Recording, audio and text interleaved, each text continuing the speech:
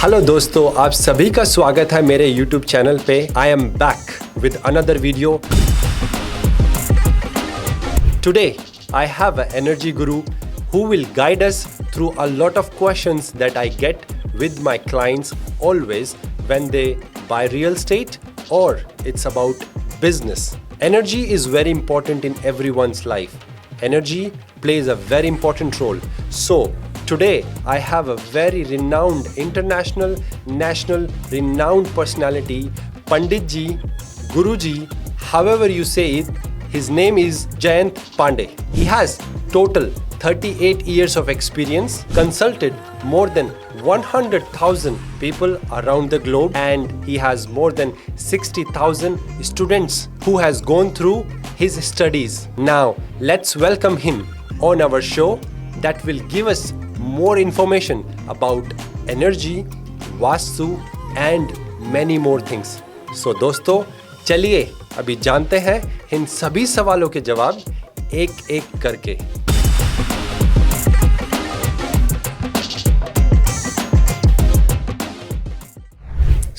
चलिए शुरुआत करते हैं इस ब्यूटीफुल पॉडकास्ट की। यहाँ पे हम बहुत सारे सवाल जानेंगे जो भी सारे एनर्जी से रिलेटेड है, वास्तु से रिलेटेड है। तो हम साथ मिलके स्वागत करते हैं जयंत पांडे जी का, जो बहुत ही जाने पहचाने चेहरे हैं इस एस्ट्रोलॉजी, इस न्यूमरोलॉजी, इस एनर्जी की दुनिया में। तो चलिए शुरुआत करते हैं इस बहुत अच्छी पॉडकास्ट की, जहां पे आप बहुत कुछ सीखेंगे एनर्जी से रिलेटेड। और हम अभी शुरुआत करते हैं। मैं स्वागत करता हूं जयंत पांडे जी का। पंडित जी नमस्कार। नमस्कार जी। दोस्तों, अभी मेरे पास बहुत सारे सवाल हैं जो मुझे इनसे पूछने हैं, क्योंकि रियल एस्टेट में एनर्जी का बहुत ही बड़ा महत्व है, बहुत ही इम्पोर्टेंट रोल है। तो हम जानेंगे स्टेप बाय स्टेप कि एनर्जी हम किस तरीके से इंक्रीज कर सकते हैं।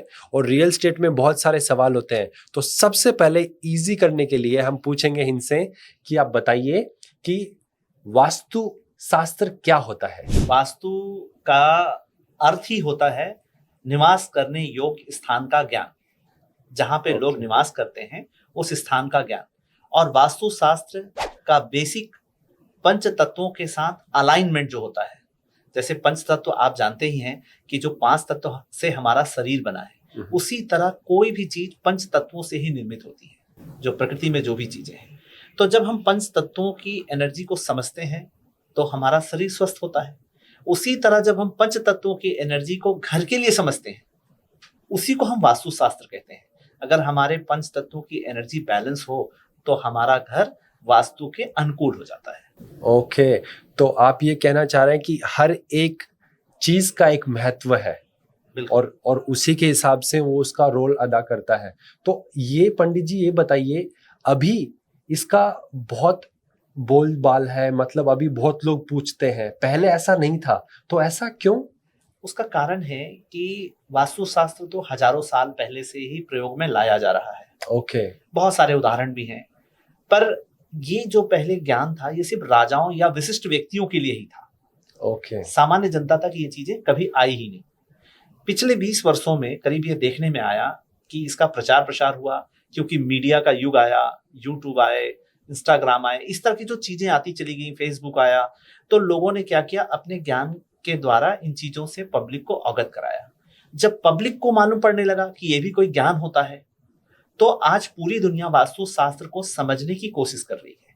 और उसमें ही वास्तु शास्त्र को बेसिक जो विद्या है वो तो है, पर उसके साथ एनर्जी का कैसा महत्व बैलेंस किया जा सकता है, उस पर आज बहुत ज्यादा काम हो रहा है।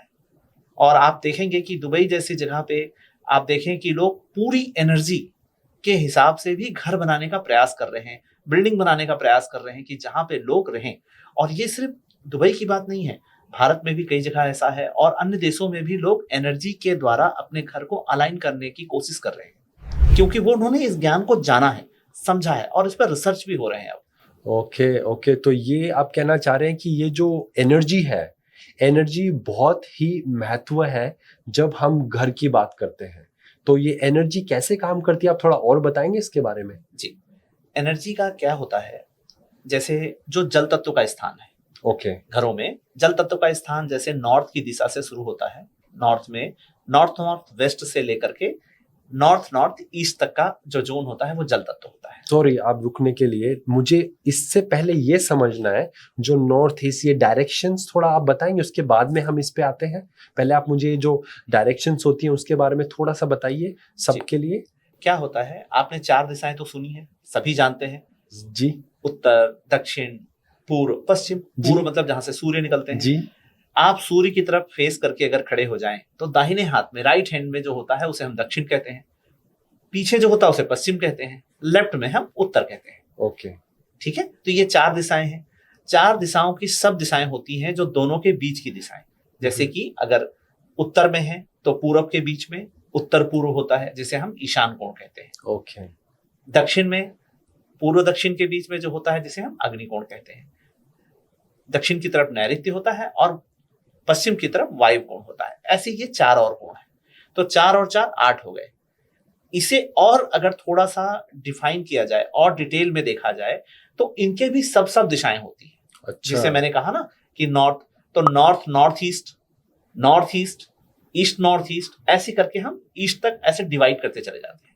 ओके। तो जब भी हम जल तत्व की बात करते हैं कि अगर कोई भी जल तत्व का स्थान किसी के घर में खराब हो जाए तो उस घर में मानसिक कलेश बना रहता है। अच्छा। ज्यादातर लोग कहते हैं घर में ना कि मैं घर आता हूं तो बहुत परेशान रहता हूं, ओहो। क्योंकि घर के बाहर रहूं तो बहुत अच्छा फील करता हूं, पर घर आते मैं बेचैन हो जाता हूं। जब भी लोग ऐसा कहते हैं इसका मतलब होता है उनके घर में वाटर एलिमेंट खराब हो गया है। अच्छा। तो जब भी ऐसे लोग मिलें तो उनको आप अपने घरों में देखें कि क्या आपके घर में नॉर्थ ईस्ट का जो जोन है, जो हम जिसे पानी का जोन समझ रहे हैं, मैंने आपको समझाया वाटर एलिमेंट होता है, और वो वास्तु पुरुष का सर भी होता है। अच्छा। तो सर के स्थान पे अगर आप मान लीजिए कोई भारी सामान रख दें, जूते का बॉक्स रख दें, घर की बात कर रहा हूँ, ये तो बिजनेस में अलग अलग जगहों पे अलग अलग प्रयोग होता है। तो अगर जूते का बॉक्स रखा हो, भारी सामान रखा हो, या फिर वहां का कलर चेंज हो गया हो, वाटर एलिमेंट का जो कलर होता है वो ब्लू कलर होता है, नीला रंग, अगर वहां कोई डिफरेंट कलर लगा दिया गया हो जो उसके एंटी एलिमेंट्स का है, तो वो भी इस तरह की परेशानियां घरों में होती है। अच्छा। तो इसी तरह एक एक जो जोन है, हर एक जोन का एक कलर डिसाइडेड है। यही मुझे पूछना था अभी आपसे कि आपने डायरेक्शन बता दी अभी। 16 डायरेक्शंस होती हैं अलग अलग, एक होती है मेन, फिर उसका सब और सब, ये 16 डायरेक्शंस हो गई। लेकिन आपने अभी टच किया है कलर का, सो आप थोड़ा सा इसके ऊपर हाईलाइट करेंगे कि कलर का मतलब क्या होता है, क्या महत्व होता है कलर का? जी देखिए, पानी जो है उसको नीला रंग माना गया है कि अगर आप पानी को आप देखें तो वो नीला दिखाई देता है। उसके बाद वायु तत्व का मतलब है जिसे प्राण वायु मिलता है। ऑक्सीजन कहां से मिलता है हमें? पेड़ों से। तो पेड़ों का रंग क्या होता है? हरा, तो ग्रीन कलर। ओके। ईस्ट का जो जोन है वो ग्रीन कलर का है। ओके। उसके बाद अगर हम आगे बढ़ें तो अग्नि का जोन आता है। ओके। Red colour. अग्नि का कलर कैसा होता है? लाल।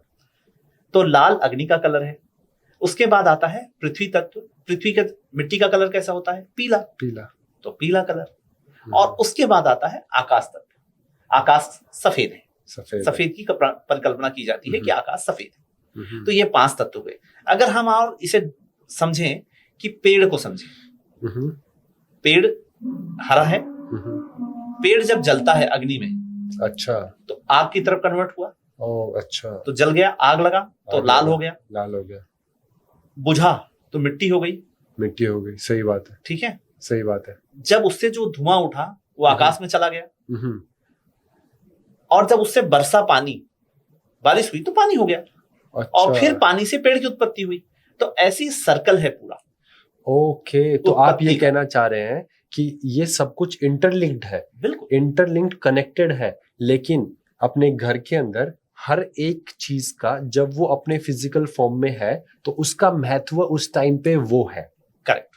ओके, तो इंटरलिंक आपने एक उदाहरण के तौर पे बताया, आप एक और उदाहरण देंगे इसके लिए? एक आपने पेड़ का बताया, एक और उदाहरण दीजिए। नहीं, ये पेड़ का उदाहरण नहीं है, ये एक पूरा फार्मूला है। अच्छा, ओके। पेड़ जो होता है, पेड़ जलता है तो मिट्टी बन जाती है, राख हो जाती है। और राख जो होती है, राख तो अपनी जगह रह गई, वो मिट्टी बन गई। पर जो जलने के बाद जो धुआं उठता है वो आकाश में जाता है। और वही आकाश जो है फिर पानी बन करके नीचे बरस जाता है। ओके, तो ये सर्कल है, तो साइकिल आपने समझाई। साइकिल समझाया मैंने इसका। ओके, ठीक है, ठीक है। और एक और चीज जानना है, जब मान लो घर लेते हैं, जी। मेरे पास भी बहुत सारे सवाल आते हैं जब कोई भी इंडियंस स्पेशली और अपने नॉर्थ नॉर्थ या फिर नॉर्थ ईस्ट यहाँ से जो भी इंडियंस हैं वो आते हैं, तो वो पूछते हैं कि हमें वास्तु कंप्लायंट ही घर चाहिए। करेक्ट। तो उसका क्या मतलब होता है इसका जब वो ये पूछते हैं, क्योंकि ये हर एक का अपना अपना होता है या फिर एक यूनिवर्सल फॉर्मूला है इसका? जी, देखिए, कोई भी दिशा खराब नहीं होती। ओके। क्या होता है, कुछ लोगों को भ्रम होता है। अच्छा। वो सोचते हैं कि अगर मैं पूरब के ही घर में रहूंगा, ईस्ट फेसिंग रहूंगा, तभी ज्यादा हैप्पी रहूंगा। कोई कहता है मैं नॉर्थ में रहूंगा इसलिए ज्यादा हैप्पी रहूंगा। होता क्या है कि जो नॉर्थ में रहने वाले लोग हैं वो नॉर्थ को और ईस्ट को ज्यादा प्रेफर करते हैं। अच्छा। जो साउथ में रहने वाले लोग हैं, केरला में और इधर तमिलनाडु में आप देखें, तो वो साउथ के घर को ज्यादा प्रेफर करते हैं खरीदना। अच्छा। तो डिपेंड करता है कि कैसा उन्हें ज्ञान मिला। इसमें बहुत सारी भ्रांतियां हैं, बहुत सारी कमियां हैं। लोग अच्छा। उसको समझ नहीं पाते, शायद इसलिए कंफ्यूज होते हैं। ओके। चारों दिशाएं अच्छी हैं। चारों दिशाओं में कौन सी पर्टिकुलर दिशा में कहां पर हमारा गेट है, एंट्रेंस कहां है, वो बहुत इंपॉर्टेंट होता है। अगर हम अपने घर का एंट्रेंस ठीक कर लें, अच्छा। एंट्रेंस की पोजीशन अगर ठीक हो, हाँ। तो हम अपने पूरे घर की एनर्जी को ठीक कर सकते हैं। अब मान लीजिए फ्लैट है, आप कहेंगे कि फिर फ्लैट है, कोई बना हुआ है, उसकी एनर्जी बराबर है कि नहीं, या गेट बराबर है कि नहीं। तो उसमें भी एक बहुत अच्छा सोल्यूशन होता है कि अगर मान लीजिए गेट आपका सही जगह पे नहीं है, तो बहुत छोटे छोटे से रेमेडीज होती हैं, उसको करके आप घर की गेट की एनर्जी को बैलेंस कर सकते हैं। एक सवाल है मेरा आपसे जी। कि उस समझने के लिए कि आपने बोला एंट्रेंस, तो एंट्रेंस को मैं कैसे जानूं कि ये एंट्रेंस इस डायरेक्शन में? तो उसके लिए मुझे एक स्टार्टिंग पॉइंट लेना पड़ेगा। वो स्टार्टिंग पॉइंट क्या रखूं? सेंटर होगा या फिर गेट के अंदर घुसते टाइम होगा या फिर बाहर निकलते टाइम होगा?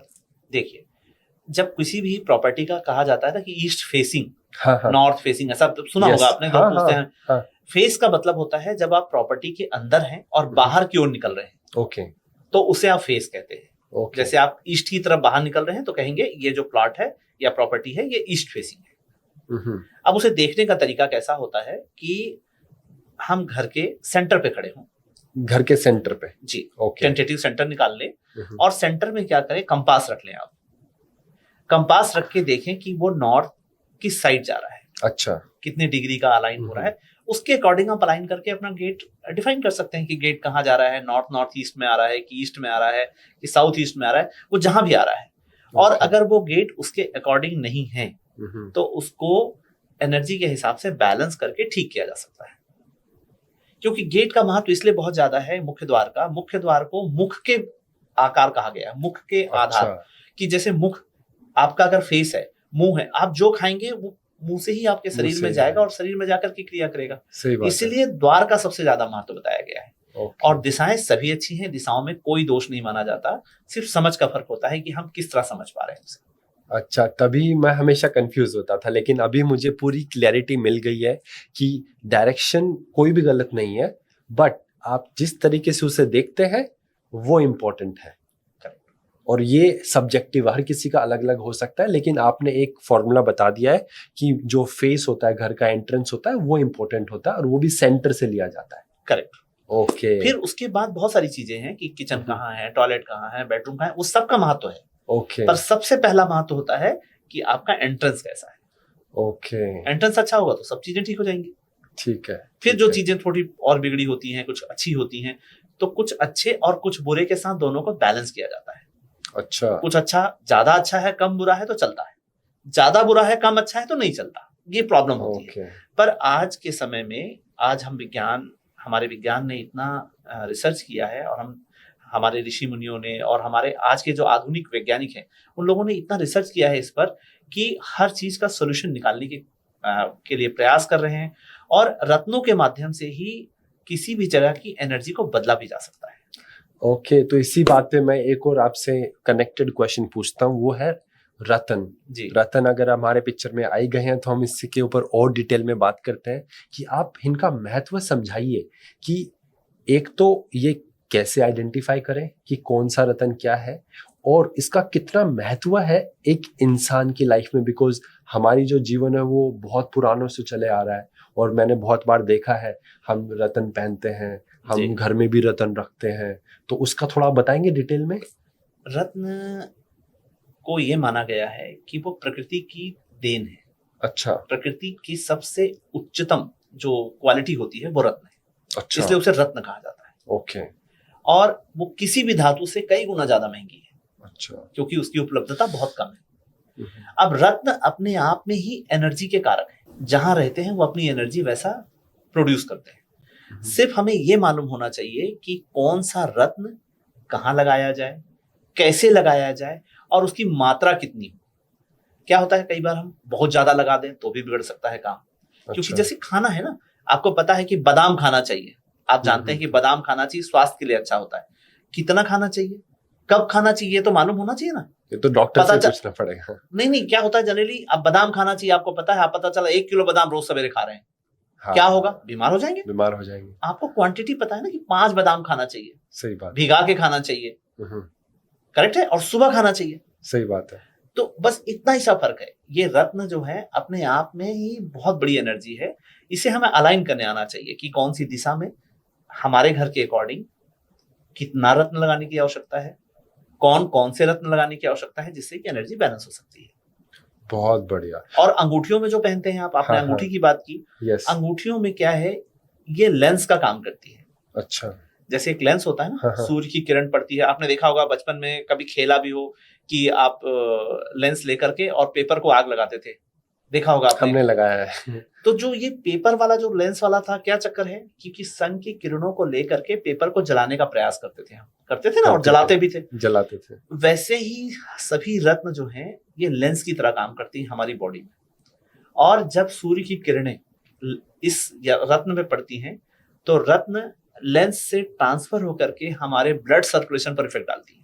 अच्छा, ब्लड सर्कुलेशन का इफेक्ट सीधे हमारे ब्रेन से है। अच्छा, तो वैसे हमारे मन और मस्तिष्क में वैसे परिवर्तन को क्रिएट करने लगता है रत्न, इसीलिए रत्न पहने जाते हैं। और कितने महंगे होते हैं रत्न, रत्न की कोई परिभाषा ही नहीं लगा सकता, कोई कीमत भी नहीं लगा सकते, ये रत्न की क्या वैल्यू हो सकती है।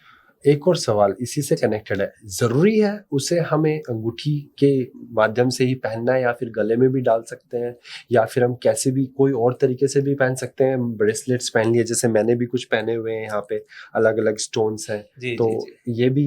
देखिए, रत्नों का ऐसा है, रत्न अपने आप में एनर्जी है। अच्छा, अगर आपकी बॉडी में कैसी भी फॉर्म में हो, अच्छा, तो वो पूरा इफेक्ट आपको उससे मिलता है। ओके, अंगूठी इसलिए कहा जाता है कि अंगूठी ज्यादातर सनलाइट में होता है हमारे, अच्छा, इसलिए सनलाइट का इफेक्ट ज्यादा मिले, इसलिए रिंग पहनना चाहिए। अच्छा, पर किसी भी फॉर्म में पहनेंगे तो भी वो आपकी बॉडी में पूरी एनर्जी क्रिएट करता है। बहुत बढ़िया, बहुत बढ़िया। तो एक और सवाल मुझे आपसे पूछना है कि जो घर होता है वो जमीन से जितना जुड़ा हुआ है, या कोई बिल्डिंग्स है दुबई में, जैसे आप जानते हैं कि बड़ी बड़ी बिल्डिंग्स है, तो उसमें वास्तु का फर्क पड़ता है कि एक ग्राउंड फ्लोर पे है, एक टॉप फ्लोर पे, एक बीच में है, तो इन तीनों का वास्तु अलग अलग होगा, या फिर अगर हमने एक का जान लिया तो सबका सेम होगा? नहीं, इसमें क्या होता है कि जैसे हर एक फ्लोर का एक तो बेस होता ही है, होता है, हर एक फ्लैट अच्छा, अपना एक अलग आइडेंटिटी रखता है, ओके, ठीक है। पर बेसिक ठीक करना हो कभी भी, एनर्जी, जमीन की अगर एनर्जी ठीक करनी हो, तो अगर हम ऊपर ट्रीट नहीं कर सकते तो नीचे बेसमेंट को ही अगर हम ट्रीटमेंट कर दें एनर्जी से, तो वो पूरी बिल्डिंग के लिए हेल्पफुल हो जाता है। अच्छा, और उसके बाद इंडिविजुअल वास्तु के लिए पर्सन का इंडिविजुअल फ्लैट देखना चाहिए, क्योंकि वो उसके स्टार्स के आधार पर, उसके गेट में जो हम रेमेडी करते हैं, रत्नों की रेमेडी करते हैं, वो इंडिविजुअल करना चाहिए। और जब पूरे बिल्डिंग का करना हो तो बेसमेंट में अगर आप ट्रीटमेंट कर देते हैं तो पूरी बिल्डिंग को उसका पूरा फायदा मिलता है। अच्छा, तो आपका कहने का मतलब कि ये हर एक का सब्जेक्टिव होता है, मतलब कि हर एक की अपनी अपनी पहचान के हिसाब से आप करते हैं। कुछ ग्राउंड रूल्स हैं इसके? हाँ, कुछ ग्राउंड रूल्स हैं कि जैसे नॉर्थ ईस्ट में जो देवता होते हैं उनके रत्न लगाए जाते हैं। अच्छा, जो ग्रह होते हैं, सूर्य जहां है तो सूर्य के रत्न लगाए जाते हैं, मंगल जहां है वहां मंगल का रत्न लगाया जाता है। तो क्या होता है, जैसे मान लीजिए आपके शरीर में जो काम हाथ करने वाला है वो हाथ ही करेगा ना, सही बात, पैर से वो काम नहीं कर सकते आप। नहीं, जो सर से करने वाले हैं वो सर से ही करेंगे, हाथ से नहीं कर सकते आप। तो वैसे ही हर एक रत्न जो है उसका एक एरिया डिवीजन बना हुआ है कि कौन सा रत्न कहाँ सबसे ज्यादा काम करेगा। घर के उस स्थान पे वो रत्न लगाते ही उसकी एनर्जी चेंज होने लगती है और उस स्थान की एनर्जी बढ़ जाती है। ओके, बहुत बढ़िया। क्योंकि क्या होता है जनरल वास्तु में हाँ, हम रत्न लगाने की बात जब करते हैं तो एक प्रकार का ये आपके लिए टॉनिक का काम करता है। जैसे मान लीजिए आप और स्वस्थ रहें और मजबूत रहें, उसके लिए आप टॉनिक का प्रयोग करते हैं ना। भैया 2 चम्मच बचपन में आपने देखा होगा कि पिलाया जाता था, बच्चा कमजोर लग रहा है जरा पिला दो इसे। मल्टीविटामिन हो गया, मल्टीविटामिन, लाइक वो टॉनिक मींस मल्टीविटामिन। समझ गया। पर क्या होता है कि रोग क्या है ये मालूम होना चाहिए ना। तो उसको कि पहले जानना अगर है। सबसे पहले अगर ये मालूम पड़ जाए कि हमारे घर में कौन सी एनर्जी खराब है, किस तरह की एनर्जी खराब है, उसका पहले ट्रीट कर दिया जाए, उसे ट्रीटमेंट कर दिया जाए। जब वो ठीक हो जाए तब आप मल्टीविटामिन यूज करिए। Very nice. क्योंकि अगर आपको बुखार है और आपको मल्टीविटामिन दिया जा रहा है, क्रोसिन दिया ही नहीं जा रहा, तो बुखार उतरेगा कैसे? सही बात है। तो पहले बुखार उतारिए, फिर जब आप कमजोर हो गए हैं तो मल्टीविटामिन दीजिए। तो अच्छा, डबल काम करेगा और आप जल्दी स्वस्थ हो जाएंगे और जल्दी अच्छे से काम कर पाएंगे। गुरुजी एक बात बताइए, मैं घर लेने की सोच रहा हूँ, जी जी, एक उदाहरण है, हाँ हाँ, क्योंकि मेरे जो दोस्त लोग हैं जो देख रहे हैं इस वीडियो को, ये कनेक्ट करेंगे इससे। और मैंने बहुत बहुत सारे घर देखे भी हैं, बट वो घर कोई पसंद नहीं आ रहा है। तो इसके पीछे भी क्या मेरी एनर्जी का कुछ इफेक्ट होता है? बिल्कुल। क्या होता है, एनर्जी का प्रभाव कैसे है, मैं उसको एक दूसरे तरीके से समझाता हूँ। कि आप मार्केट में कपड़ा लेने जाते हैं, जी। ड्रेस पसंद कर रहे होते हैं, खासकर लड़कियों को आपने देखा होगा ड्रेस पसंद करते, Yes. ज्यादा बेटर एग्जांपल हो सकता है हाँ, वो, हाँ। कि एक कपड़ा आपने देखा, उसे लगा ये खराब है, साइड कर देती है। एक कपड़ा देखती है, कहती है रख दो इसको, मैं देख के बताती हूँ, थोड़ा दूसरा लेती हूँ, फिर मैं देखती हूँ, उससे कंपेयर करती हूँ। अचानक एक दूसरी लड़की आती है और आते ही उस कपड़े को देख के कहती है वाह यही जो चाहिए था मुझे, और वो कहती है मुझे ये दे दो। अब वो जो पहले खरीद रखी थी वो कहती है कि मैंने खरीदा तो नहीं। दुकानदार उससे कहता है कि भाई आप मैडम आप इसे खरीद रही हैं या मैं इसे बेच दूं। तो वो कंफ्यूज होती है ना, हाँ। कि मैं लूं कि नहीं लूं, अब तो गड़बड़ हो गई। तो कहने का मतलब है जो आपने पसंद नहीं किया उसे कोई और पसंद कर रहा है। इसका मतलब हुआ कि उसकी एनर्जी से इसकी एनर्जी अलाइंड है। अच्छा। तो कोई घर ऐसा होता है जहां आपको घुस के ऐसा लगता है बस अब इसे खरीद लेना है, कुछ भी हो जाए। और कोई ऐसा घर होता है चाहे वो कितना भी कीमती हो, कितना भी, आपको लगता है नहीं नहीं कुछ और होना चाहिए था, इसमें कुछ और नया करना चाहिए था। तो वो एनर्जी के साथ अलाइन होना इंपॉर्टेंट होता है। तो जब भी आप कभी नया कुछ घर खरीदें, कुछ नई चीज खरीदने जा रहे हैं, तो सबसे पहले ये देखें उसी जगह पे जाके कि आपको जाके एक अच्छी फीलिंग आ रही है कि नहीं। अच्छा।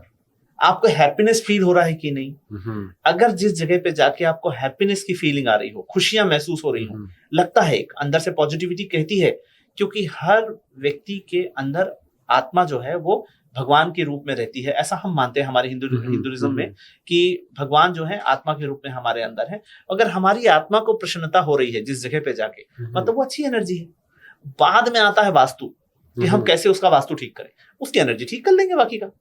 तो सबसे पहले आप फीलिंग चेक करें कि आपको उस जगह पे जाके फील कैसा आया। अच्छी फीलिंग है तो आगे बढ़े, फीलिंग अच्छी नहीं है वहीं स्टॉप करें, दूसरा देख लें। सो आपने देखा है कि ये बहुत इंपॉर्टेंट है, जब आप अपना घर खरीदते हैं तो आप फीलिंग इंपॉर्टेंट करें। तो एक और क्वेश्चन है, जब इन्वेस्टमेंट के लिए खरीदते हैं तब तो फीलिंग्स नहीं देखनी चाहिए ना, तब तो नंबर्स देखने चाहिए। करेक्ट। उसमें देखिए दो बातें हैं।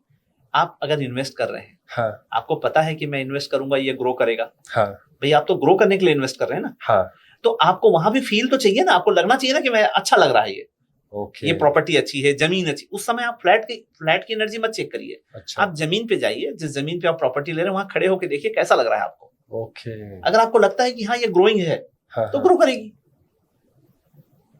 एक बार जरूर देखना चाहिए कि कैसा है वहां की एनर्जी। मैं इसीलिए सबको सजेस्ट करता हूँ, क्योंकि दुबई एक ऐसा सिटी है जो बहुत कनेक्टेड है पूरे दुनिया से, तो हर कोई आना चाहता है दुबई, और अभी दुबई की पॉपुलेशन भी ग्रो कर रही है। दुबई की एनर्जी बहुत अच्छी है, बहुत पॉजिटिव एनर्जी है, और यहाँ पर सभी लोग लगभग ग्रो कर रहे हैं। एक अभी मैं थोड़ा सा क्यूरियस हूँ, आप मुझे दुबई के बारे में बताइए ना थोड़ा, कि आपको क्या फील हुआ, क्योंकि आपका एक्सपीरियंस दुबई के साथ भी है, आपका लंदन में भी है, एंड आपका इंटरनेशनल प्रेजेंस है। तो आप थोड़ा मुझे और गाइड कीजिए कि आप जब दुबई आए, बहुत पहले आए थे, आपने दुबई की ग्रोथ भी देखी है, तो आपको दुबई की एनर्जी के बारे में क्या फील होता है? दुबई की एनर्जी बहुत ही अच्छी है। मैं काफी सालों से दुबई आ रहा हूँ बराबर, अच्छा, और दुबई हमेशा ग्रो किया है, अभी अच्छा। ग्रो करता जाएगा। बहुत ही अच्छा सुनहरा भविष्य है। जो लोग जुड़ रहे हैं वो भी अपने जीवन में एक नया सुनहरा भविष्य बना रहे हैं अपना, और आने वाले परिवार का जो कहते हैं ना, हमारी पीढ़ियों को हम कुछ जो दे के जा रहे हैं, वो जो कुछ यहाँ आप डेवलपमेंट के लिए कर रहे हैं वो सब आने वाले समय में आपके परिवार के काम आएगा। तो यहाँ इन्वेस्टमेंट करना बहुत ही अच्छा है, और जो लोग आ चुके हैं, जो आना चाहते हैं, उनका भी स्वागत करना चाहिए कि वो आए और अपने जीवन में कुछ अच्छा करें। क्योंकि क्या होता है, अच्छी एनर्जी ही अच्छी एनर्जी को खींचती है। सही तो बात। सभी लोग दुबई नहीं आ पा रहे हैं, सिर्फ सोच रहे हैं। जब तक उनकी एनर्जी अच्छी नहीं होगी तब तक वो अच्छी एनर्जी में कैसे आएंगे। वाह। चाहे वो दुनिया में कहीं भी रहते हैं, कितनी भी अच्छी एनर्जी में रहते हैं, पर फिर भी कोई एनर्जी तो एक्स्ट्रा होती है। तो वो एक मैच करनी चाहिए। अलग सी एनर्जी है, और वो पॉजिटिव एनर्जी है दुबई में, जहां पर अगर कोई आते हैं तो वो जीवन में जरूर अपना व्यापार भी ग्रो करेंगे, और प्रॉपर्टी भी लेंगे, और प्रॉपर्टी भी ग्रो करेगी उनकी। वाह, बहुत बढ़िया। इसके साथ मुझे एक और चीज बताइए, जो आप जैसे आप एनर्जी के गुरु हैं, तो एनर्जी बिजनेस में कैसे काम करती है, आप थोड़ा डिटेल में बताएंगे? जी जी, एनर्जी बिजनेस की अगर हम बात करें तो बिजनेस में कई बातें होती हैं। ओके। कि जैसे सबसे पहले होता है पर्सन का नाम, अच्छा, कंपनी का नाम, अच्छा। शहर का नाम, वाह। शहर के बाद जिस कॉम्प्लेक्स में आप अपना ऑफिस करना चाहते हैं उसका नाम, अगर आप फैक्ट्री लगाना चाहते हैं तो फैक्ट्री के एरिया का नाम। फिर आता है नाम रखें कैसे, हमारा नाम उस कंपनी के नाम के साथ उस जगह पे सूट करेगा कि नहीं। फिर अच्छा। उसके बाद आता है बिजनेस लोगो कैसा बनना चाहिए, बिजनेस कार्ड कैसा बनना चाहिए, अपने कार्ड में हमारा लोगो कहाँ लगना चाहिए, जो आपका बिजनेस लोगो बना है उसकी कितनी एनर्जी है, वो कितना ग्रो दे सकती है हमें, ये सारी चीजें हैं। इसके बाद आता है कि फिर हम ऑफिस जब बना लेते हैं या फैक्ट्री बनाते हैं तो फैक्ट्री में फर्नेस कहाँ लगना चाहिए, हमारी खुद की सिटिंग कहाँ होनी चाहिए, लेबर क्वार्टर्स कहाँ होने चाहिए। अरे वाह। अगर मान लीजिए आप ऑफिस बना रहे हैं, सिर्फ ऑफिस है आपका, तो ऑफिस में आपको कहाँ बैठना चाहिए, आपका फाइनेंस वाला कहाँ बैठे, आपका सेल्स वाला कहाँ बैठे। अगर इन सब चीजों को सही तरीके से अलाइन कर दिया जाए तो एनर्जी बहुत हाई हो जाती है और बहुत अच्छे रिजल्ट देती है। और मैं तो 38 इयर्स के प्रैक्टिस में इतने लोगों को सहयोग कर चुका हूँ, कितनी बड़ी बड़ी कंपनियां जो हैं जिनको मैंने सहयोग किया और उनको ग्रो कराया है। तो ये कहूंगा कि एनर्जी को समझें। कई बार लोग भ्रांतियों में रह जाते हैं, अरे इससे कुछ नहीं होता। मैं कहता हूं जब आदमी मन में सोच लेता है इससे कुछ नहीं होता ना, तो अपने मेंटालिटी को पहले ही लो कर चुका है। किसी भी ज्ञान को पहले समझें, उसके बाद है ना कि बिलीव करें ना करें, पहले समझ तो लें कि इससे होता क्या है। तो विज्ञान है, पूरा शास्त्र है ये। अगर आज हमारे ऋषि मुनि जो भी थे, जो पूर्वज थे हमारे, वो उन्होंने इतना अध्ययन करके किसी शास्त्र को लिखा, तो कुछ तो बेस होगा ना, कुछ तो कारण होगा इसका। बिना कारण के तो कोई चीज आती ही नहीं, और ना ही प्रयोग में आती है। और ये पहले राजा महाराजा ही क्यों करते थे, गरीब लोगों के पास क्यों नहीं था? अफोर्ड कर सकते थे। अफोर्ड की बात नहीं है, वो तो ज्ञान दिया ही नहीं जाता था ना। अच्छा। क्योंकि अगर मान लीजिए आप नौकरी करते हैं, मान लीजिए एक छोटी नौकरी करते हैं, जितना उसको सैलरी मिलती है ना, अगर वो व्यक्ति सैलरी छोड़ के चना बेच लेना तो उससे ज्यादा पैसे कमा लेगा। अच्छा, ये सच है, ये सच है। पर क्या होता है, उसका कॉन्फिडेंस ही बिलीव नहीं करता कि वो जा करके वो नौकरी छोड़ करके बिजनेस कर सके। तो यही कारण है ना, अगर सभी बिजनेस करेंगे तो काम कौन करेगा? ये बात भी है। इसीलिए राजा महाराजाओं ने या विशिष्ट व्यक्तियों ने क्या किया, कुछ ज्ञान को अपने तक रखा कि लोग जो काम कर रहे हैं वही करें, और जो लोग जो कर रहे हैं वही करें। नहीं तो क्या होगा, समानता हो जाएगी दोनों में, समानता। तो काम कौन करेगा? तो आपने ऐसा क्यों डिसीजन लिया कि आप इसको शेयर करना चाहते हैं सबके साथ में? देखिए, ज्ञान है, ज्ञान को छुपाना नहीं चाहिए, ज्ञान को बांटना चाहिए। ओके। और हम जिस गुरुकुल से हम बिलोंग करते हैं, जहां से हमने सीखा है, हमारा एक ही मकसद रहा है कि जीवन में जो हमारे पास ज्ञान है वो ज्ञान हम लोगों तक पहुंचाएं। जरूरी नहीं है कि हर व्यक्ति मुझे पे करके ही मिलना चाहेगा, मैं उससे पेड कंसल्टेंसी के द्वारा ही मिलना चाहूंगा। ठीक है, मेरा भी प्रोफेशन है, मुझे मिलना भी होता है लोगों से, क्योंकि मेरा भी तो घर है ना, मुझे भी तो अपना घर चलाना है। सही बात है। पर मैं कहता हूँ ये जो माध्यम है, जो मैं आज आपने मुझे बुलाया कि मैं आज आपके माध्यम से आपके जो मित्र हैं, आपके साथ जो जुड़े हुए लोग हैं, उनको ज्ञान क्यों पहुंचा रहा हूँ? क्योंकि हर व्यक्ति से मैं मिल नहीं सकता, तो मैं कोशिश कर रहा हूँ ना कि मेरा ज्ञान सब तक पहुंचे और वो लोग उससे लाभान्वित हो। और ये मैं करता आया हूँ, आज नहीं, बहुत सालों से ये करता आ रहा हूँ। आपने पहला शो कब किया था? हमने सबसे पहले 2003 में नीदरलैंड में मैंने सबसे पहला ज्योतिष सम्मेलन इंटरनेशनल में भाग लिया, और नीदरलैंड में रहने वाले प्रवासी और अप्रवासी भारतीयों को मैंने इसका ज्ञान दिया, और वहां से मेरी शुरुआत हुई 2003 में, पहली बार जब मैं सेमिनार के रूप में जाकर के किया। और अच्छा। इंडिया में तो शुरुआत हो ही गई थी थोड़ी थोड़ी। अच्छा। उसके बाद फिर मैं साउथ अफ्रीका में गया, साउथ अफ्रीका में केप टाउन में और जोहान्सबर्ग में मैंने इसका एक प्रोग्राम किया। फिर अच्छा। लंदन में प्रोग्राम किया। लंदन वाह। में एक बड़ा आयोजन किया गया होटल में, जहां पर मैंने इस पर लेक्चर दिया कि बिजनेस ग्रोथ के लिए एनर्जी कैसे काम करती है, कैसे एनर्जी को चेक करना चाहिए, उस पर काम किया। फिर कुछ समय पहले ही अभी मैं लंदन में जो मार टीवी है, जो अच्छा, वहां पर मैंने लाइव सेशन किया था 1.5 घंटे का, जो पब्लिक के लिए क्वेश्चन आंसर के लिए रखा गया था, जो कि कोई चार्जेबल नहीं है, फ्री था। मैं आराम से उनके प्रश्नों का जवाब दे रहा था कि जो भी जानना चाहते हैं वो माध्यम है। मैं भी अपने YouTube के द्वारा कभी कभी मौका मिलता है तो कुछ वीडियोस बना के डालने के प्रयास करता हूँ, क्योंकि रेगुलर मैं बना भी नहीं पाता, क्योंकि समय भी नहीं होता मेरे पास भी दूसरे कामों में व्यस्तता के कारण। तो ये जो ज्ञान है ये लोगों तक पहुंचे, इसका मैं प्रयास कर रहा हूँ। और मैं आपको धन्यवाद करता हूँ कि आपने इतना अच्छा सेशन रखने के बारे में सोचा कि आपके लोगों को इसका लाभ मिल सके। तो इसी तरह से मैं कोशिश करता हूँ कि लोगों तक ये ज्ञान पहुंचता रहे। मुझे और जानना है इसके बारे में, क्योंकि क्या है, आपकी कहानी क्या है, आप कहाँ से आए हैं, आपका बैकग्राउंड क्या है। एक तो हमने आपका प्रोफेशन जाना, 38 इयर्स आपको हो गए इसके अंदर, और आपने इंटरनेशनली अपनी प्रेजेंस है आपकी है, और आपके कितने क्लाइंट्स, अराउंड 100,000 लोग हैं आपसे जुड़े हुए हैं, जिन्होंने आपसे शिक्षा प्राप्त की है या फिर कंसल्टेंसी ली है। तो आप मुझे अपने बारे में बताइए थोड़ा कि आप कहाँ से हैं, इंडिया में कहाँ से हैं, आपकी यादें। जी, मैं वैसे इस प्रोफेशन में 38 इयर्स तो मुझे हो गए। मैं आज खुद 51 इयर्स का हूँ। जब मैं 12-13 साल का उम्र का था, तब से मैं इस ज्ञान को लोगों तक पहुंचाने का प्रयास कर रहा था, क्योंकि मेरे ग्रैंडफादर एक अच्छे एस्ट्रोलॉजर थे। उन्हें और वैदिक साइंस में बहुत सारा नॉलेज था, तो मेरे ग्रैंडफादर से मुझे ये विद्या मिली। मैंने वहां पढ़ा, पढ़ने के बाद फिर मैं कुछ समय अयोध्या में रह करके ज्योतिष की स्टडी की। अच्छा। अयोध्या के बाद फिर मैं वापस छत्तीसगढ़ आ गया, छत्तीसगढ़ में रहा। वहाँ मेरे पापा वहाँ जॉब में थे, सेल में, स्टील प्लांट में। तो मैं साथ में रहते हुए मैंने अपना प्रयास जारी रखा। लोग जुड़ते रहे। फिर मैं मुंबई आया 98 में। 98 में मुंबई आना शुरू किया, और वहां से मेरा मुंबई का दौर शुरू हुआ कि मैं अपने शहर से निकल के दूसरे शहर में काम करना शुरू किया। धीरे धीरे क्रम चलता रहा।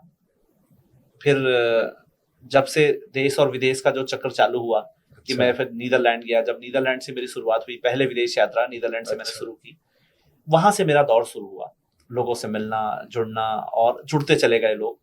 और अलग अलग देशों में मैं जाके लेक्चर्स दिया, और आज भी इंडिया में भी बहुत सारी जगहों पे मैं लेक्चर्स देता रहता हूँ। और ये कह सकता हूँ कि मुंबई के अलावा भी मेरे और भी ऑफिसेस हैं, जयपुर में हैं, दिल्ली में हैं, भिलाई छत्तीसगढ़ में हैं, लंदन भी बैठता हूँ मैं। तो ऐसे ये जो मेरे अपनी जगह मैंने सेटअप बना रखा है। इसके अलावा बहुत सारे देशों में एज ए फैकल्टी कोई बुलाता है तो मैं लेक्चर देने पहुंच जाता हूँ, समझाने पहुंच जाता हूँ, क्योंकि मैं अखिल भारतीय ज्योतिष संस्था संघ से जुड़ा हूँ। अखिल भारतीय ज्योतिष संस्था संघ एक हमारी ऐसी संस्था है जो 2001 में बनाई गई। उसका मैं वाइस प्रेसिडेंट हूँ इस समय। और उसमें करीब हम 60,000 से ज्यादा लोगों को अभी तक हम ज्योतिष, वास्तु, न्यूमरोलॉजी की शिक्षा दे चुके हैं विद सर्टिफिकेट। और कुछ स्टूडेंट्स तो ऐसे भी हैं जो हमारे यहाँ यूनिवर्सिटी के माध्यम से पीएचडी कर रहे हैं एस्ट्रोलॉजी में, वास्तु में। तो वो भी सब हमारा क्रम चल रहा है साथ साथ। अरे वाह। और मैं जब 13 साल की उम्र का था, तब से मैं जब एस्ट्रोलॉजी शुरू किया मैंने करना, थोड़ा और अच्छे से उसको फाइन करते करते, क्योंकि ये तो विद्या है, आज भी हम सीख ही रहे हैं। सही बात, क्योंकि ये सीखने का ही विषय है। सीखते जाओ और ज्ञान बांटते जाओ। ज्ञान क्या होता है, जैसे जैसे बांटते जाओगे ना, वैसे वैसे बढ़ता जाता है। तो ये एक तरीका होता है कि कैसे हम अपने ज्ञान को इंक्रीज करें, पढ़ें। जैसे आपके केसेस को हमने पढ़ा तो स्टडी किया कि ये हो क्यों नहीं रहा है, और हो रहा है तो क्यों हो रहा है। तो जब हम इसे रिसर्च करते जाते हैं तो नई चीजें निकलती जाती हैं। तो करीब 1 लाख से ज्यादा लोग अभी तक को मैं उनको सहयोग कर चुका हूँ कि कैसे वो अपने लाइफ में ग्रो करें, कैसे अपने बिजनेस को ग्रो करें। स्टडीज में आज जिन बच्चों को मैंने लाइफ में स्टार्टिंग में जब मैं उनको हेल्प किया करता था, आज कोई IAS हैं, कोई डॉक्टर हैं, कोई इंजीनियर है, कोई बड़े अच्छे पोजीशन पे हैं, कोई विदेशों में, बहुत सारे बच्चे आज विदेशों में हैं। तो जब भी मैं जाता हूं तो सारा वो मुझे मेरा वेलकम करते हैं, मुझसे मिलने आते हैं। तो मुझे भी बहुत खुशी होती है कि जब एक प्रदेश में मैं जाऊं और मुझे वहां कोई अपना मिलने आता है, मुझे लेने आता है, तो ये एक बड़ी खुशी की बात होती है। और यही खुशियों के साथ ही मैं ये क्रम जारी रखा हूं कि जब तक जीवन है, मेरा जीवन जब तक है, मेरा पूरा प्रयास रहेगा कि जहां मेरी जरूरत है लोग मुझे इनवाइट करेंगे तो मैं इस ज्ञान के प्रचार प्रसार के लिए कहीं भी आने को तैयार हूँ। बहुत बढ़िया, बहुत बढ़िया। आपने तो मतलब कि एकदम दिल खोल के अपनी बातें शेयर की हमारे साथ में, एंड आई एम श्योर आप भी इंजॉय कर रहे हैं ये सेशन। एंड आपके भी अगर कुछ सवाल है तो आप नीचे लिख सकते हैं कमेंट बॉक्स में, हम आपके लिए लेके आएंगे एक सेशन। एक और चीज़ आपसे पूछनी है मुझे, आपकी फैमिली से यादें जो आपकी जुड़ी हुई हैं आपके ग्रैंडफादर से, क्योंकि आपने उनसे विद्या हासिल करी है, तो कुछ किस्सा या फिर कुछ ऐसी बातें आप शेयर करना चाहेंगे? मेरे ग्रैंडफादर से मैं बचपन से उनके साथ ही रहा, तो बहुत छोटा था तब से मुझे तो याद भी नहीं है कि मैं बहुत जब छोटी उम्र का जब होते हैं ना हम की तो अपने ग्रैंड पेरेंट्स के साथ बहुत ज्यादा अटैच होते हैं, तो मैं अपने ग्रैंडफादर के साथ बहुत अटैच था। तो वो बैठा करके मुझे रामायण पढ़ना सिखाते थे, पहले खुद पढ़ते थे और मुझे भी कहते थे पढ़ो। तो कुछ किताबें पढ़ने की उन्होंने मुझे प्रैक्टिस कराई। मैथमेटिक्स में मुझे 20 तक का टेबल याद करा दिया था, क्लास 1-2 में मैं 20 तक का टेबल मुझे आता था। तो मैं कहीं भी कोई भी मैथमेटिक्स ऐसे उंगलियों में कैलकुलेट करके बता देता था कि ये इतना, तो उसके कारण मेरा कॉन्फिडेंस बढ़ता गया एस्ट्रोलॉजी सीखने में, क्योंकि एस्ट्रोलॉजी पूरी तरह से मैथमेटिक्स है। एस्ट्रोलॉजी वास्तु में भी आप अगर देखेंगे तो हम जो मेजरमेंट करते हैं वो सारा मैथमेटिक्स है। तो ये मैथमेटिक्स को समझने के लिए मेरे ग्रैंडफादर के जो ज्ञान था वो मुझे बहुत सहयोग किया। और फिर जब मैं 14 इयर्स का हुआ, जब मैं बचपन से ही सीख रहा था उनसे, तो 14 इयर्स का जब हुआ तब वो उनका स्वर्गवास हो गया, क्योंकि वो खुद 92 इयर्स के हो गए थे उस समय। उसके बाद मैं अयोध्या गया, अयोध्या में जाकर के फिर मैंने ज्योतिष की पढ़ाई की और फिर वास्तु शास्त्र को पढ़ा और समझने की कोशिश किया, और फिर वो प्रैक्टिस में चलता चला गया। और फिर हमने सिलेबस बनाया कि कैसे लोगों को पढ़ाया जाए, कैसे ज्योतिष ठीक की जाए लोगों की, क्योंकि क्या होता था पहले लोग जन्म कुंडली भी गलत बनाते थे, लोगों को सही जानकारी नहीं थी। तो हमने आईफास जो हमारा ऑल इंडिया फेडरेशन जो का निर्माण किया गया, इसी चीज को ध्यान में रखते किया गया कि लोग कम से कम सही जन्म पत्री बना के तो दे सके लोगों को, क्योंकि लोग क्या होता था जन्म कुंडली गलत बना के देते थे, तो प्रेडिक्शन कैसे सही हो सकता है। अगर आपका कोई एक्सरे गलत दिखाए और बोले पट्टी कहीं और बांध दो, तो स्वाभाविक सी बात है बंदा ठीक नहीं होगा। तो लोग क्या कहेंगे, डॉक्टर सब बेकार है। अगर आपका कहेंगे ना ऐसा कि अगर आपकी एक्सरे में बराबर नहीं हो और पट्टी कहीं और बांधेंगे तो इलाज कैसे होगा। तो पहले यही कारण था जिसके कारण बहुत सारा अपवाद हुआ। बाद में जब इसका हम जब बताएं कि 22-23 साल हो गए हमें पढ़ाते, 22-23 सालों में जब हमने इसका प्रचार प्रसार इतना अच्छे से किया, लोगों को सही तरीके से सिखाया, तो आज के समय में जन्म पत्री गलत बनी हुई नहीं आती। और आज देखिए पूरी दुनिया में इसका प्रचार हो रहा है। सिर्फ इंडियन ही एस्ट्रोलॉजी की बात नहीं कर रहे हैं, पूरी दुनिया में लोग एस्ट्रोलॉजी की बात कर रहे हैं। मैं तो विदेशों में अमेरिका भी रहता हूँ, अमेरिका भी देखता हूँ कि एस्ट्रोलॉजी लोग मानते हैं और करने वाले, ठीक है, कहीं कहीं पे लोग नहीं मानते, कहीं मानते हैं, पर कहा जाए तो लगभग लोग मानते हैं। लोग बताना नहीं चाहते कई बार कि मैं मानता हूँ कि नहीं। अच्छा, ये भी होता है क्योंकि ग्रह नक्षत्रों का खेल है। हाँ, आज बहुत सारे रिसर्च जो हो रहे हैं उसमें आप देखें कि एक स्पेसिफिक मुहूर्त क्यों निकाल के काम कर रहे हैं, क्योंकि वो मानते हैं कहीं ना कहीं मतलब दिल में है। लेकिन जरूरी नहीं है सबको दिखाना। होता क्या है कि कई बार वो लोग भी ये सोचते हैं कि ये बहुत सारी इसमें भ्रांतियां हैं। अच्छा, क्योंकि सही एक्सपर्ट नहीं होते। अच्छा, उनके पास जिनके पास सही एक्सपर्ट है वो सही एक्सपर्ट हैं, तो उनके आधार पे वो फॉलो भी कर रहे हैं। पर वो जरूरी नहीं है ना कि पब्लिक में आके बताएं कि मैं भी एस्ट्रोलॉजी मानता हूँ, मैं भी वास्तु मानता हूँ, मैं भी एनर्जी मानता हूँ। तो एक सवाल है, हम कैसे पहचाने कि ये सही एस्ट्रोलॉजर है और ये सही आदमी है जिससे मुझे कंसल्ट करना चाहिए? इसकी क्या कोई पहचान है? बिल्कुल, इसका पहचान वाली कोई बात नहीं होती। एक आत्मीयता। सबसे पहले जिनसे भी आप जुड़ते हैं उनके बारे में पहले जानने का प्रयास करें कि उनका एक्सपीरियंस कितना है, कितने समय से हैं। अब आज तो इलेक्ट्रॉनिक दुनिया आ गई है, रिव्यू पढ़ लीजिए आप, सही बात, रिव्यू से जान लीजिए। उसके बाद आप अगर फैमिली फ्रेंड हैं उनके रेफरेंस से जा रहे हैं। ज्यादातर देखिए इन सब प्रोफेशंस में लोग किसी न किसी के रेफरेंस से जाते हैं। सही बात है, किसी से डायरेक्ट ऐसे नहीं मिलता कोई। तो रेफरेंस से समझ में आ जाता है कि भाई मुझे ये फायदा हुआ इनसे मिलके, या मेरी फैमिली में इतना फायदा हुआ, या इतने सालों से मैं इनसे जुड़ा हूं तो मुझे ये ऐसे रिजल्ट्स आ रहे हैं। इस तरीके की चीजों को फॉलो करते हुए जाएं, क्योंकि किसी के चेहरे पे नहीं लिखा होता कि ये सही है, ये गलत है, ये खराब है, ये अच्छा है। किसी को ऐसे जज भी नहीं किया जा सकता। सही बात है, एग्री। और ये भी एक विज्ञान ही है ना, एनर्जी है ना, कि वो व्यक्ति आपके लिए कितना बेनिफिशियल है, वो एनर्जी है। हो सकता है कि आपके लिए वो बहुत फायदेमंद हो, किसी के लिए ना हो। सेम मेरे रियल एस्टेट बिजनेस में भी यही है कि जब कोई भी कंसल्ट करने मेरे से आता है तो वो या तो रेफरेंस लेगा या फिर अपने जान पहचान वालों से पूछेगा। अगर कोई डायरेक्ट आता है तो भी मेरे ऊपर रिसर्च करते हैं, मुझे तो सब दिखता है, टेक्नोलॉजी है। हाँ। तो वहां से पता चल जाता है कि आज इतने लोगों ने सर्च किया है, यहाँ पे इतना क्या है, टेक्नोलॉजी है। तो वो चीज है कि ये ओपन कर दिया है, अभी इंफॉर्मेशन टेक्नोलॉजी है, इसने सब कुछ ओपन करके रखा है। तो जिससे भी हम गाइडेंस लें तो उससे जान लें, पहचान लें, तब आगे बढ़े, क्योंकि एक्सपीरियंस मैटर करता है।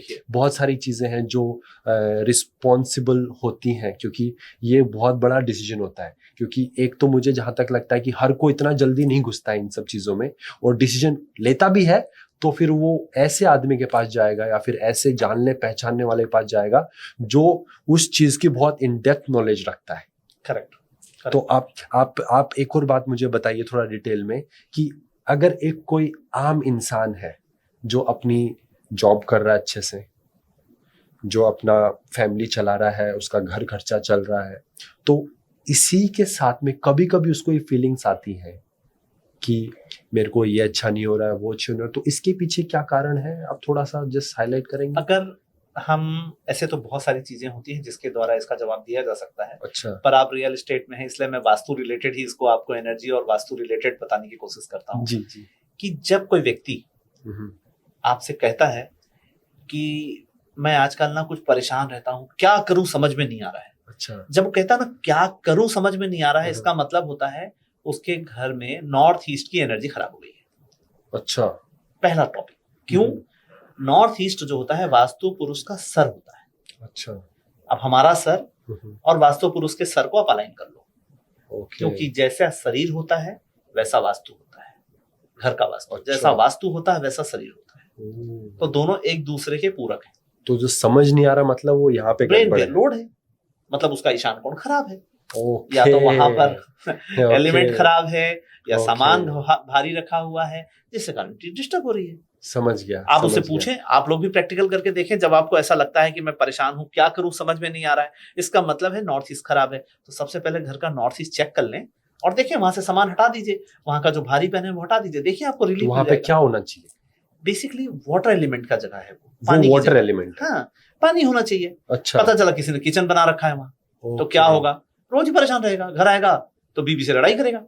अच्छा। भाई भाई आपस में लड़ेंगे, परिवार में लड़ाइयां होती रहती। क्यों? क्योंकि ईशान कोण में जो बुद्धि वाली जगह है वहां आग लगी हुई है। तो बुद्धि तो खराब रहेगी ना, टेम्परामेंट हाई रहेगा। हर रोज आग लग रही है उसमें। मैं बहुत सारे ऐसे प्रैक्टिकल देखा जिनके घरों में ईशान कोण में किचन बना है। अच्छा। उनके घर में लड़के आपस में लड़ाइयां करते हैं, घर के कांच तोड़ देते हैं, घर की टीवी फोड़ देते हैं। अच्छा। नुकसान किसका? परिवार का। परिवार का। अरे बाप रे। तो अगर अग्नि जो है, पानी की जगह अग्नि रखेंगे, आप ही समझिए कि अगर पानी और अग्नि एक साथ होगा, हो ही नहीं सकता। पानी डालते ही अग्नि बुझ जाएगी, है ना। तो अग्नि और पानी, पानी जो है वो मन का कारक है। अच्छा। अग्नि जो है धन का कारक है। हाँ। तो अग्नि खराब हुई तो धन भी खराब हुआ। अगर टीवी फूटा तो क्या हुआ? लाख रुपए की टीवी खराब, तो धन भी गया ना। गया। टीवी तो फिर खरीदोगे आप, आज नहीं खरीदोगे, 6 महीने बाद खरीदोगे, क्योंकि मन तो करेगा ना खरीद लो। सही तो बात है। आग और पानी का चक्कर। इसी तरह के सारे कनेक्शन है। जब आपको बैंक सपोर्ट ना कर रही हो, बैंक लोन नहीं दे रही हो। अच्छा। कई बार आपने देखा होगा प्रैक्टिकल ऐसा ना, कि बैंक कहती है ना 1 वीक में हो जाएगा, 2 दिन रुक जाओ, 2 दिन में हो जाएगा, 5 दिन में हो जाएगा, और बैंक सैंक्शन नहीं करती लोन आपको, नहीं करती, ना लिमिट नहीं दे रही होती, या कुछ होता है। ऐसे घरों में नॉर्थ वेस्ट खराब होता है, घर का नॉर्थ वेस्ट। जिसके घर का नॉर्थ वेस्ट खराब होगा उसको बैंकिंग सपोर्ट नहीं मिलता। ओके। और अगर टाइम अच्छा हो, उसका नॉर्थ वेस्ट अगर अच्छा हो ना, तो अगर उसको चलाऊ पैसे भी चाहिए होते हैं ना, जैसे व्यापार में बोलते हैं जरा आज 2 लाख देना, मैं कल देता हूं, तो मिल जाता है। ओके। नहीं तो नहीं मिलता। वो भले किसी को देता रहे, जब उसको लेने की बारी आएगी तो उसे कोई नहीं देता। लोग कहते हैं ना कि मैं सबको हेल्प करता हूं, जब मुझे हेल्प चाहिए तो कोई सपोर्ट नहीं कर रहा है। इसका मतलब उसके घर का नॉर्थ वेस्ट खराब है, इसलिए उसको कोई सपोर्ट नहीं कर रहा है। इवन नॉर्थ वेस्ट में खराब होने से एक और प्रॉब्लम होता है घरों के लिए, डोमेस्टिक हेल्प। जो डोमेस्टिक हेल्प करने वाली बाइयां या सर्वेंट होते हैं ना, वो भी अच्छे से काम नहीं करते। अच्छा। जिनके घर का नॉर्थ वेस्ट खराब हो जाए, तो ऐसी एनर्जी है। आप जैसे बातें करते जाएंगे ना कि गुरुजी मुझे ये तकलीफ है, ये तकलीफ है, ये, तो हम उससे ना रिलेट कर लेते हैं कि आपके घर की में कौन सी दिशा खराब है, कौन सी एनर्जी खराब है, कौन सा एलिमेंट खराब है। आप और एग्जांपल दीजिए ना ऐसे वाले, क्योंकि घर से रिलेटेड ये जो भी मेरे पॉडकास्ट देख रहे हैं, ये जो भी लोग देख रहे हैं, तो ये बड़े जुड़े हुए हैं हमसे दिल से। तो ये जानना चाहेंगे कि आप और थोड़े से उदाहरण दीजिए। जैसे कि पति पत्नी के रिश्ते अच्छे अच्छा। ना चल रहे हों, अच्छा। पति पत्नी में ज्यादातर तनाव रहता है, कई बार हाँ, ऐसा देखने में आता है, हम्म, क्योंकि आज मीडिया में इतना मजाक उड़ाया जाता है ना, कितने वीडियो आते हैं छोटे छोटे पति पत्नी की लड़ाइयों को दिखा। हाँ, हाँ, हाँ, बेसिकली पति पत्नी के रिश्ते का सबसे जो अहम स्थान है हाँ, वो होता है साउथ वेस्ट। ओके। जिसके घर में साउथ वेस्ट में हम्म, ड्रेन पॉइंट बना हो, अच्छा। ठीक है, टॉयलेट बना हो, अच्छा। या फिर वहां एंट्रेंस बना हो, कोई गेट हम्म। लगा हो, वैसे घरों में पति पत्नी के रिश्ते हमेशा खराब रहते हैं, लड़ाइयां होती रहती है, चिक चिक लड़ाइयां, कुछ कुछ कुछ कुछ चलता ही रहता है। तो कोशिश करें, अगर वैसा कोई स्थान है आपके घर में जो साउथ वेस्ट खराब हो रहा है, तो साउथ वेस्ट में क्या करें, पीले रंग का प्रयोग करें। उस दीवार में गोल्डन कलर या येलो कलर का पर्दा लगा लें या पेंट करा लें, और हो सके ना तो हस्बैंड वाइफ की मस्त फैमिली फोटो वहां पे लगाएं। अच्छा। तो उससे एक रिलेशन मजबूत होता है। अच्छा। नहीं तो ज्यादातर या ये भी करते हैं कि वहां पर आप लव बर्ड्स लगाते हैं लोग, कि चिड़ियों का जोड़ा लगाया जाता है, कहते हैं बड़ा शुभ माना जाता है। अच्छी बात है, शुभ माना जाता है, पर मैं आपको एक चीज समझा दूं, लव बर्ड मत लगाइए, हंसों का जोड़ा लगाइए। ओके। लोग कबूतर का जोड़ा लगा देते हैं ना। लगाते हैं। कबूतर और हंस का मैं जो फर्क बताना चाहूंगा मैं आपको, कि हंस जो होता है ना, अगर उसका पार्टनर किसी कारण से बिछड़ जाए, उसकी डेथ हो जाए, तो दूसरा भी उसके लिए अपने प्राण दे देता है, इतना प्यार करता है। प्यार है, प्रेम है, वो प्रेम है। तो हंसों का जोड़ा लगाना सबसे ज्यादा फायदेमंद है। क्या? कबूतर का जोड़ा क्यों नहीं कह रहा हूं, क्योंकि कबूतर का जोड़ा कैसे होता है, कबूतर कभी इसके साथ, कभी उसके साथ, कभी उसके साथ। अच्छा। तो इसे समझाने की बात है कि अगर जोड़ा लगाना हो तो हंसों का लगाना, नहीं तो सिर्फ अपने पति पत्नी का फोटो लगाओ, अपने परिवार की फोटो लगाओ, तो घर में सभी का सामंजस्य बहुत अच्छा रहेगा। बहुत बढ़िया, बहुत क्योंकि इसकी बारीकियां है ना। हाँ, बता तो दिया गया आपको बर्ड्स लगाना चाहिए, पर कौन सा बर्ड्स की विशेषता क्या है, डिटेल में तो हंस की विशेषता बताया मैंने आपको कि हंस क्या करता है, अपने प्रेमी के लिए वो अपना जान दे देता है, क्योंकि सिर्फ अपने प्रेमिका से ही प्रेम करता है, वो और किसी से नहीं करता। क्या बात है, सच बात है। तो ये सब विशेषता है। जब पति पत्नी की फोटो आपस में लगाएंगे तो आप पाएंगे कि आपसी रिलेशंस बहुत अच्छे हो जा रहे हैं। ओके। तो ऐसी बहुत सारी चीजें हैं। बच्चे पढ़ते नहीं है, आपने कहा तो एग्जाम्पल बताइए। तो पढ़ाई के लिए बेसिकली जो साउथ वेस्ट होता है ना, उससे थोड़ा सा करीब 15 डिग्री राइट साइड और आ जाइए आप, तो उसको हम कहते हैं west south west. Okay. West south west जो होता है एजुकेशन का जोन होता है। ओके। वहां अगर आप बच्चों की चीजें, किताबें रख दीजिए, कोशिश करिए तो बच्चे पढ़ने में इंटरेस्ट लेने लगते हैं। अच्छा। वहां अगर आप क्रिकेट का बैट रख दीजिए तो बच्चा क्रिकेट खेलने में इंटरेस्ट लेगा। टीवी लगा दीजिए तो टीवी देखने में इंटरेस्ट लेगा। लैपटॉप कंप्यूटर रख दीजिए तो दिन भर लैपटॉप और कंप्यूटर में गेम ही खेलता रहेगा। अच्छा। तो जैसी चीज आप वहां रखेंगे वैसे ही पूरे घर का मनोबल चेंज हो जाता है। तो अगर वहां पे मान लो अगर किसी के पेरेंट्स की इच्छा होती है मेरा बेटा डॉक्टर बने, तो उसके लिए डॉक्टर किट लाके वहां पे रख दे तो रख सकता है, बिल्कुल डॉक्टर किट रखे, उसकी किताबें रखे, कोशिश करे वहां बैठ के वो पढ़े, बहुत अच्छा कंसंट्रेट कर पाएगा। अच्छा। ऐसे जो चाहिए, देखिए क्या है, एनर्जी का मतलब होता है जो आप क्रिएट करना चाहते हैं, एटलीस्ट प्रयास तो करें। अच्छा। प्रयास से सब कुछ प्राप्त किया जा सकता है, पर प्रयास करना आवश्यक है, और सही दिशा में प्रयास करना ज्यादा इंपॉर्टेंट है। कि दिशा तो पता होना चाहिए ना, कि जाना आपको कहीं और है, जा कहीं और रहे आप, और कह रहे मैं प्रयास कर रहा हूं वहां जाने का। तो आपने ये कहना चाह रहे हो कि सबसे पहले कहाँ पहुंचना है, क्या चाहिए हमें, वो पता होना चाहिए। बिल्कुल। कि मेरे को शांति चाहिए, मेरे को पैसा चाहिए, मेरे को अच्छा घर चाहिए, मेरे को हेल्थ चाहिए, तो ये हो गया जहां पे पहुंचना है वो। अब किस जरिए से पहुंचना है, हमको टैक्सी से जाना है, ऑटो से जाना है, एरोप्लेन से जाना है, ट्रेन से जाना है, रास्ते अलग अलग हो सकते हैं। बिल्कुल बिल्कुल। तो यही कहने का मतलब आपका। ओके, तो बहुत आपने डिटेल में बताया है। आपसे बहुत अच्छा लगा आज बात करके। आपने अपने दिल की बातें करी, आपने अपने बारे में बताया, अपने आप कहाँ से हैं, आपने पूरी जर्नी को बहुत ही अच्छे ढंग से हमें एक्सप्लेन किया। एंड मुझे लगता है आप सभी ने इसका फ़ायदा उठाया है, एंड आपने सब कुछ नोट करके अपने क्वेश्चंस अगर आपके पास है तो आप नीचे लिखिए, सवालों का जवाब देंगे। एंड बहुत बहुत शुक्रिया आपका टाइम निकालने के लिए। धन्यवाद गुरुजी, थैंक यू सो मच। बुलाया इसके लिए भी धन्यवाद, और मैं आप सबके काम आ सका इसके लिए भी मैं अपने आप को बहुत ही भाग्यशाली मानता हूँ। नमस्कार। Thank you so much. Thank you.